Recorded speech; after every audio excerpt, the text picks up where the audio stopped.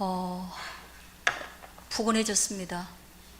그리고 이제 또 2월을 지나서 3월이 됐어요.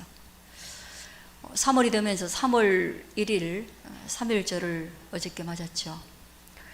제가 어제 영상을 이렇게 보면 다 기독교 관련해서 영상이 많다 보니까 저도 알고리즘이 이게 오늘 집회 정치적인 메시지가 많이 오는데 어제 서울은 난리가 났더라고요. 저는 그걸 거기에 대해서 부정적으로 언급하거나 뭘 하고 싶지는 않아요. 그렇지만 한 가지 좀 걱정되는 부분이 있습니다. 광화문에 구름대처럼 모여든 그 많은 사람들이 기본적으로 그리스도인이라는 게 대부분이 다 그리스도인이고 많은 목사님들이 참여하고 계시고 또 목사님이 아니어도 또 장로님들도 계시고 정치인이어도 기독교인이고 그렇죠. 스님도 계시긴 하더라고요. 그런데 아마 95% 이상 모르겠습니다. 나머지는 아니어도 거부하지 않는 정치 집단들이 참여하겠죠. 세이브 코리아라는 단체도 그렇습니다. 거기도 조금 보수적인, 그래서 우리 고신교단이에요. 제가 아주 어려서부터 몸담았던 교단이고 한국에서는 보수적이기가 오른쪽에서 한 2번째 정도 되는 그런 교단에 속한 목사님이 대회장을 하고 계시고 지난번에 말씀드렸던 것처럼 저와 같이 함께 신앙생활했던 동역자들이 거기 또 부목사로 있고 그래서 다 그리스도인이구나 그런 생각을 했습니다. 그리스도인이 정치에 참여하는 것은 나쁜 일이 아닙니다. 그리스도인은 모든 영역에서 활동할 수 있고 그리고 그리스도인의 정신은 너무나 분명하기 때문에 이 세상을 향해서 명확하게 소리를 낼 수 있는 하나의 집단입니다. 그래서 공산주의는 그리스도인과 굉장히 적대적 관계에 있습니다. 자유를 억압받는 것도 그리스도인과 굉장히 대척점에 있습니다. 인권이 부정당하는 것도 그리스도인들은 원하지 않습니다. 그리고 그리스도인들은 자유를 지향함으로 그 모든 억압된 것으로부터 평등에까지 이르도록 많은 운동들을 해왔고 거기에 많은 피를 흘렸습니다. 여러분들이 아시는 것처럼 우리나라가 첫 의회에서 목사님의 기도로 시작했고 아시다시피 독립선언문을 낭독한 33인 중에 18인이 기독교인입니다. 정치 참여 나쁘지도 않고 또 정말 아무도 하지 않는다면 피 흘려서 해야 될 집단이 그리스도인입니다. 그래서 우리가 모든 일에 정치적 발언하는 것은 문제가 되지만 아주 오늘날 부르짖고 있는 체제의 위협을 받을 때 정말 자유의 위협을 받을 때는 목소리를 내야 되죠. 그런 문제는 오늘 우리가 보는 성경 본문에서 세례 요한이라는 그 한 예수님과는 한 6촌 정도의 친인척 관계에 있는 믿음에 탁월한 그리고 제자를 양육하고 있던 그리고 메뚜기와 석청을 먹으면서 광야에서 하나님의 나라와 회개를 선포했던 한 사람이 감옥에 가게 됩니다. 세례 요한이 감옥에 간 이유는 그때 당시에 부패한 헤롯 안티파스가 자기 형제를 죽이고 난 뒤에 그 아내를 자기가 취했어요. 그리고 그 아내의 그 살로메라는 아내의 딸 헤로디아가 잔칫날 너무 흥을 돋궈주고 춤을 잘 춰서 왕의 이름을 걸고 네 소원을 하나 반드시 들어주겠다, 이렇게 이야기를 합니다. 그때 이 어린 아이가 어머니와 의논해서 어떤 소원을 말하는가 하면, 세례 요한이 그것이 헤롯의 행위가 부도덕하고 정의롭지 못하다라고 말을 했고, 그것이 왕의 귀에 눈에 거슬려서 옥살이 하는데 그 목을 달라고 얘기합니다. 듣기 싫은 거죠. 바른 소리 듣기 싫고, 자기를 비판하는 소리 듣기 싫고, 거기다가 또 세례 요한이 청렴하고 검소하고 신앙이 있고 지도력이 있고 제자들이 따르는 무리가 있으니까 더더욱이 이것이 여론으로 확산되면 안 되니까. 그래서 끝내는 세례 요한이 그런 허무한 죽음을 맞이하게 됩니다. 오늘 이 11장의 전반부는 그 허무한 죽음을 맞이하는 세례 요한이 예수님께 질문하는 장면이 나오는 거거든요. 세례 요한이 예수님께 오신다고 한 메시아가, 우리가 간절히 메시아를 기대하고 있고 고대하고 있는데 당신은 정말 우리가 그토록 기다리고 있는 메시아가 맞습니까? 라는 질문을 하는 거예요. 그때 예수님은 말씀하십니다. 세례 요한에게 가서 전해라. 정말로 눈먼 자는 눈을 뜨고 저는 자가 걷게 되고 가난한 자들에게 구원의 메시지가 전달되고 있다.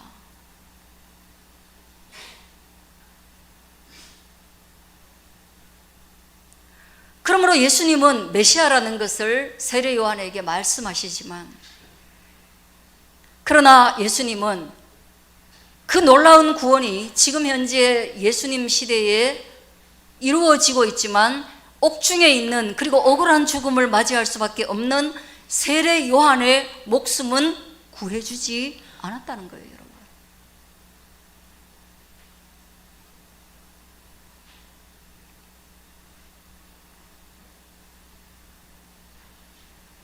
그래서 제가 염려하는 것은, 우리는 모든 일을 할 수 있지만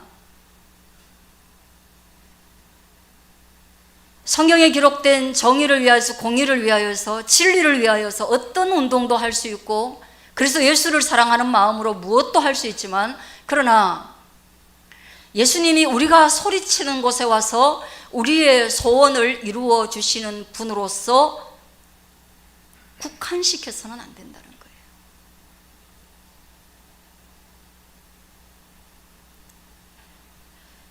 숫자를 가늠하기 어려울 정도로 수많은 사람들이 아주 긴 시간 동안 거리를 나가서 그 어려운 수고를 하고 있고, 그 어려운 수고의 목표가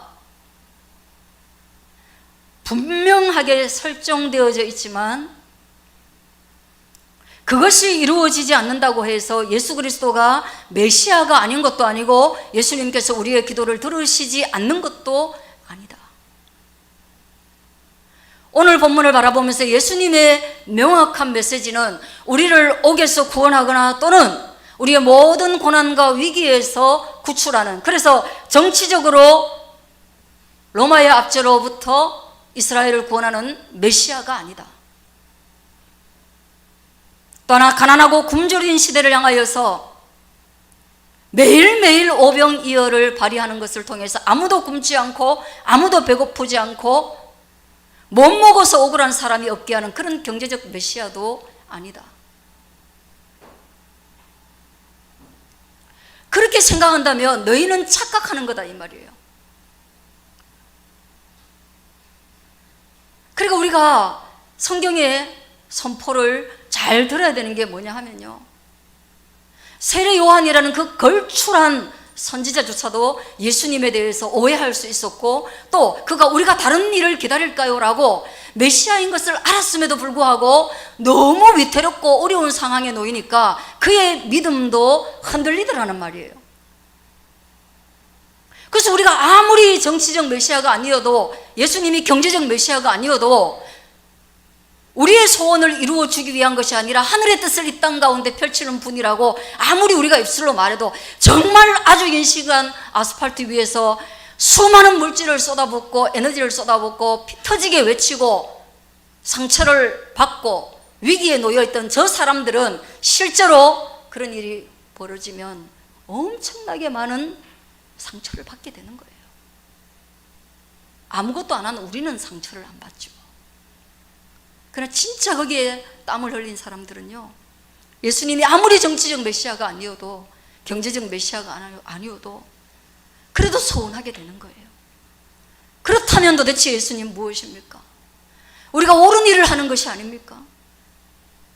우리가 합당한 일을 하는 것이 아닙니까? 이렇게 하는 것이 하늘의 뜻 아닙니까? 우리가 하는 것이 오히려 진리와 더 가깝지 않습니까? 라도 항의할 수 있는 것이죠. 세례요한도 흔들리는데, 이게 저에게는 좀 걱정도 되고, 그래서 관심이 계속해서 가는 부분이기도 합니다. 근데 예수님은 이런 말씀을 하세요. 세례요한의 그 말 뒤에 오늘날 세대가, 세례요한이 살았던 시대에 예수님이 살았던 시대가 얼마나 믿음에 대해서, 예수님에 대해서, 메시아에 대해서, 진리에 대해서 냉소적인 세대였는지 모른다, 이 말을 하십니다. 너희 정치에 관심 많고 경제에 관심 많다. 너희 나라가 위태롭다고 말하고 있다. 그래서 어쩌면 온 나라가 지금 들썩거리고 있는지도 모른다. 그거 무용하다는 이야기 아니다. 그런데 진짜 메시아가 와서 정말로 중요한 가치, 진리의 가치, 복음의 가치, 구원의 메시지를 증거할 때 너희는 반응하고 있지 않다라는 거예요. 그러니까 너희 뜻에 맞는 메시아가 아니면 너희는 반응조차 하지 않고 있구나 라고 말씀하시면서 피리를 불어도 춤추지 않는다, 그런 말을 하는 거예요. 예수님 시대에 장터에 이제 애들을 데리고 가잖아요. 우리 어릴 때 제일 좋은 게 뭐냐면 장에 가는 엄마 뒤따라가는 거예요. 엄마는 제일 싫은 게 뭐겠어요? 장에 가면 짐이 많은데 애가 따라가는 거예요. 그럼 장에 가가지고 이제 풀어놓는 거죠, 아이들을. 장 구경하고 막 애들은 돌아다니고 신기하니까. 그리고 뭐 눈깔 사탕이라도 하나 얻어먹을까 싶어가지고 친척이라도 하나 만날까봐 막 거기에 눈을 막 동그랗게 뜨고 다니는 거죠. 그 이제 할 게 없으니까 아이들끼리 놀아요. 그러면 그 시장에 따라간 아이들이 뭐하고 놀겠어요? 예. 그때 우리 때는 뭐 사실 우리 때도 흉내 내고 노는 거잖아요, 아이들은. 그때 여기 보면 성경에 피리를 불고 뭐 이래 하는데 장례식 흉내도 내고, 그 다음에 시장에서 상인들이 사고 파는 거 흉내 내고 역할극 하는 거예요. 근데 이 아이들이 역할극 할 때, 요즘도 그런데요, 네가 손님해. 그러면 아, 나 손님하기 싫어, 나 주인 할래. 그러면 파장 나는 거예요. 야, 사람 죽인 거 장례식 놀이 하는데 내가 피리 불어. 그럼 너가 춤을 춰야 돼. 내가 종 흔들면 네가 어이구 어이구 해야 돼. 그럼 뭐라고 해, 애가? 아, 야, 내가 종 흔들게. 너가 어이구 어이구 해. 이게 역할을 자기가 원하는 거 안 주면 파장 나는 거예요. 예수님께서 그 말씀을 하시면서, 야, 하나의 역할이 피리를 불면 하나의 역할은 춤을 춰야 그 놀이가 완성되는데, 너희는 복음에 대해서 하나님 나라의 복음이 선포될 때, 예수 그리스도께서 구원을 선언하실 때 나팔을 부는데 아무도 춤추지 않고 반응하지 않는구나. 마치 시장의 놀이터의 아이들과 같이 너희도 너 역할이 마음에 안 드는구나. 예수님의 구원이 마음에 안 드는구나, 그 말을 하는 거예요. 여러분은 예수님이 여러분의 삶 가운데 지금 임재하고 동행하고 계신데 예수님이 여러분께 하는 모든 것들이 마음에 드십니까? 여러분의 삶을 인도하고 계신 예수님이 마음에 드십니까? 마음에 들려고 하면 지금보다 조금 돈이 많아야 되지 않겠습니까? 지금보다 아무 일도 안 해도 돈이 벌리는 좀 외모가 탁월해야 되지 않겠습니까? 저도 마음에 들지 않습니다. 지금보다 훨씬 더 좀 멋들어지는 교회에서 훨씬 더 많은 성도들과 함께 같은 시간에 에너지를 쓰는데 훨씬 더 많은 분들이 설교를 들으면 좋겠습니다. 그것은 제 마음입니다. 그럼 어쩌면 예수님은 말씀하실 겁니다. 훨씬 더 많은 성도를 가지고 있는 목사는 너보다 훨씬 더 많이 준비한단다. 그러면 제가 할 말이 없겠지요.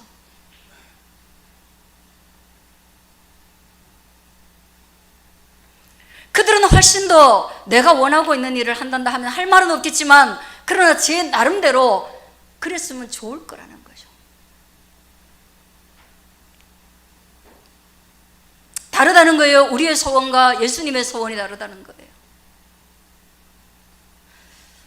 그래서 예수님은 오늘 새로운 말씀을 하시는 거예요. 우리가 오히려 회개하면 천국이 가까워지고 우리의 마음이 그리스도 예수 앞에서 오히려 우리의 죄됨을 고백하면, 그러면 너희가 정치적 메시아가 할 수 없는 놀라운 구원을 경험하며 매일매일 배부른 경제적 메시아가 할 수 없는 놀라운 평화를 너희가 누리게 될 것이다 라는 것을 우리에게 말하고 있는 것입니다. 그러므로 너희가 정치에 집중하고 경제에 집중하면 진짜 메시아가 줄 수 있는 영원한 평화와 안식과 자유와 구원을 취할 수 없다라는 것을 말하는 거예요. 그러니까 더 나은 것을 위해서 좀 덜 중요한 것을 네 손에서 좀 제발 놓으라는 것입니다. 놓을 수 있길 바랍니다. 뭐 한 게 좀 나야 다른 거 잡지 않겠어요? 그렇죠?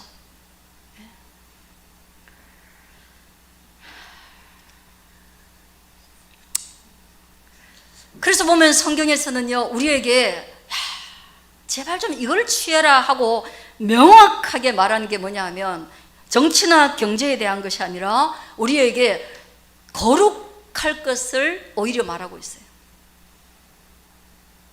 너희는 구별돼야 돼. 가치관이 구별돼야 돼. 어디에 가야 되는지 구별돼야 돼. 경제관이 구별돼야 돼. 정치관이 구별돼야 돼. 집회를 하더라도 믿음이 없는 사람들이 하는 것과는 좀 구별돼야 돼. 세상과 구별돼야 돼. 구원받은 백성들은 그런 품격이 있어야 돼. 그건 명확하게 말하고 있는 거예요. 그리고 또 하나는 너희는 나를 집중해서 공부해야 돼. 그렇게 말해요. 뭐 정치를 알아야 정치적 발언을 하고 경제를 알아야 투자를 하고 돈을 제대로 쓸 수 있을 거 아니에요? 근데 하나님을 알아야, 예수님을 알아야 그분의 뜻대로 살아갈 거 아니에요. 근데 예수님에 대해서는 예수님이라는 단어, 그 이름 외에는 아는 게 하나도 없어. 그럼 어떻게 우리가 예수님께 순종하고 예수님께 영광을 드러낼 수가 있겠어요? 예수님 모르는데, 내가 예수님 모르는데 이름밖에 몰라.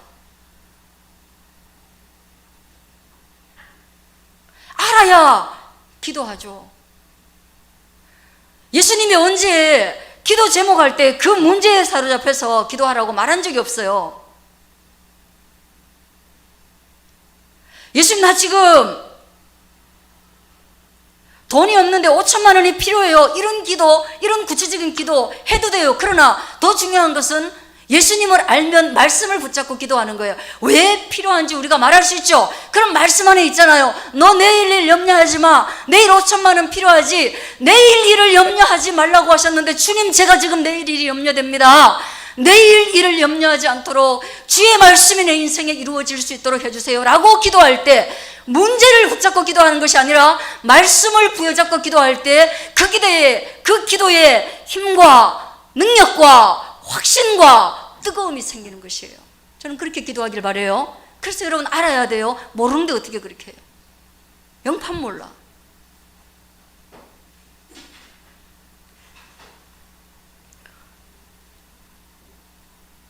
우리 어떻게 살아야지 헷갈리죠. 예수님 분명하게 말했어요. 나를 사랑하고 네 가족 사랑하라 그랬어요. 네 가족하고 밥 먹을 때 맨날 싸우면서 남하고 뭘 밥 약속하냐, 그런 말씀 하셨어요. 그래서 예수님 사랑하라고 했는데 사랑 안 하면서 뭘 자꾸 다른 뜻을 구해요.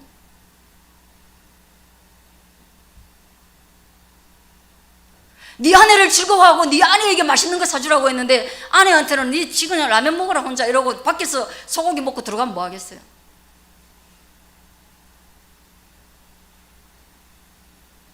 명확하게 주신 뜻은 실천하는 거죠. 그분이 이름이 생각이 안 나는데 SK 회장님 이름 뭐죠? 맞아. 너 성경보다 그걸 잘하는구나. 오후 예배 때는 대답을 안 하는데. 그분이 인터뷰 중에 그런 얘기 하더라고요. 인터뷰 질문자가 대기업을 운영하는 오너는 도대체 무엇에 기쁨을 느낍니까? 그런 질문을. 저도 아주 설계됐어요. 질문이 좋다고 생각했어요. 근데 답변이 너무 간단했어요. 자기는 밤중에 자기가 엄청 좋아하는 라면을 끓여서 편안하게 후루룩 살찌는 거 생각도 안 하고 건강 문제 전혀 생각하지 않고 라면을 먹고 그럴 때 제일 행복감을 느낀다 이러더라고요. 우리가 들으면 뭐 시시해, 일부러 저런 말 하지, 서민적으로 보이려고, 위선이야. 근데 그 뒷말을 들어보면 위선이 아닌 것 같아요. 왜요? 자기가 만나는 많은 사람들과의 모임에서, 회의에서, 컨퍼런스에서 자기는 스테이크를 먹는다는 거죠. 비싼 와인을 먹는다는 거죠. 그러나 그 앞에 있는 사람이 너무나 긴장을 유발하고 문제가 크고 갈등을 유발하는 여러 관계, 정말 어려운 이해관계의 사람들이기 때문에 자기는 그 스테이크가, 그 포도주가 맛있었던 적이 없다는 거예요. 저는 그래서 그 뒷말이 저로 하여금 이해가 되게 했어요.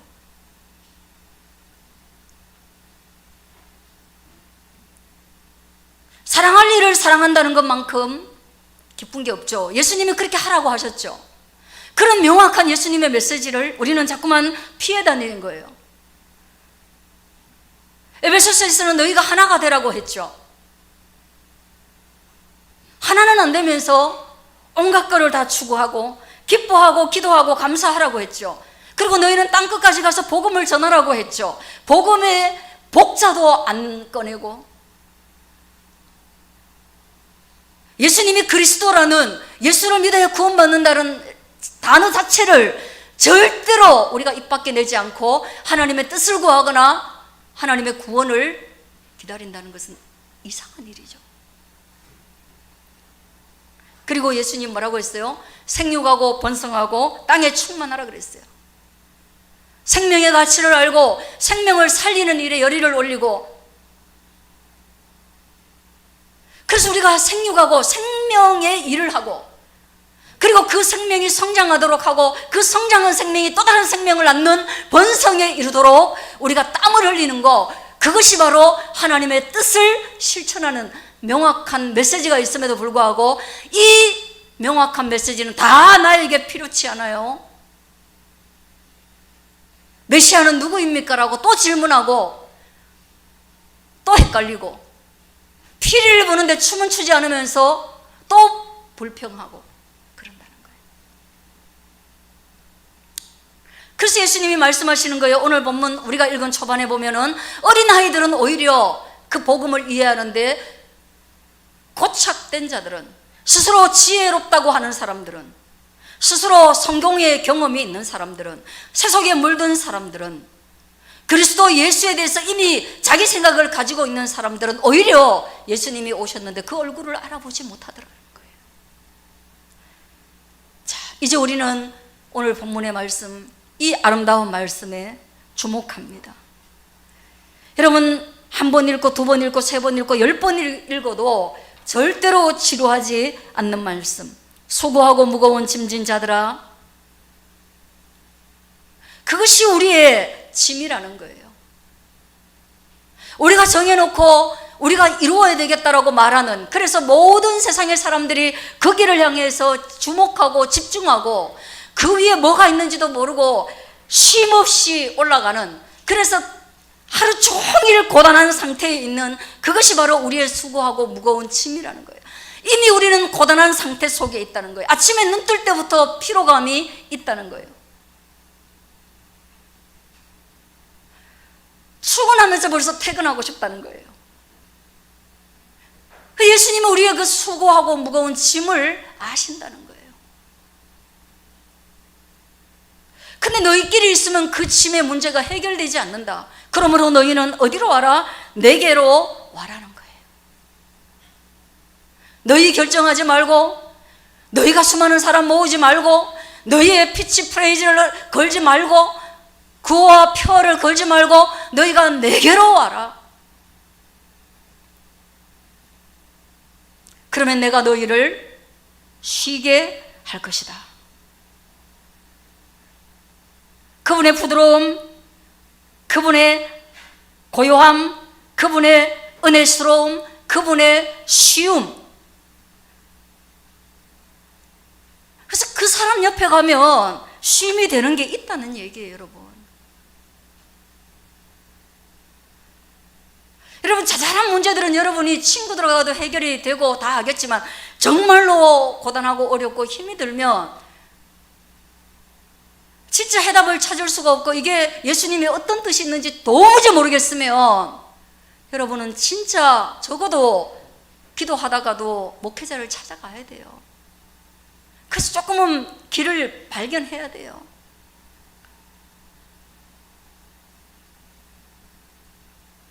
이 바다를 보는 것도 좋지만, 산에 올라가 보는 것도 좋지만, 엄마가 해주는 따뜻한 밥을 먹는 것도 좋지만, 진짜 궁극적으로 해결해야 될 문제가 있으면 말씀으로 가야 되고, 말씀에서 답을 얻기 어려우면 제가 이런 문제, 이런 어려운 문제가 있습니다. 어떻게 할까요? 라고 여러분이 같이 기도해 주세요 라고 말을 해야 돼요. 거기에 쉼이 있다는 거예요. 예수님은 얼마나 더 하겠습니까, 여러분?